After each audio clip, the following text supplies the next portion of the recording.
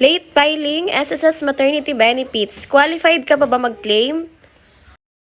Eto, nag-inquire sa atin si ma'am. Hello po, paano po magpa-check ng maternity? Sabi ko, may hulog po ba ang SSS bago nanganak or bago nabuntis? Sabi niya, yes po. Kailan po nanganak? Sabi niya, April 2022. Sabi ko, 2021 may hulog ba? Sabi niya, yes po ma'am. Tapos yan, sabi ko kung meron siyang screenshot na contributions. Ayan, nag-send naman siya. At least meron siyang screenshot na contributions niya. Tapos ayun, na-check ko na qualified siya. Sabi niya, paano ang process? Yan, paano ma-validate at process, ma'am? Sabi ko, add ko siya sa GC para ma-process namin. Tapos sabi niya, kaya nga ma'am, problemado talaga ako niyan kasi hindi nga inasikaso ng last company ko. Malaki na din ang nagastos ko. Pabalik-balik sa inquire sa SSS.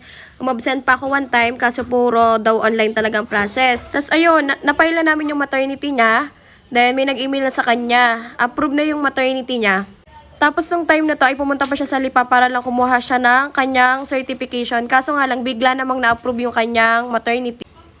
Ayan, yan yung proof na na-approve yung kanyang maternity. 59,791 yung kanyang makukuha. April 2022 siya nanganak.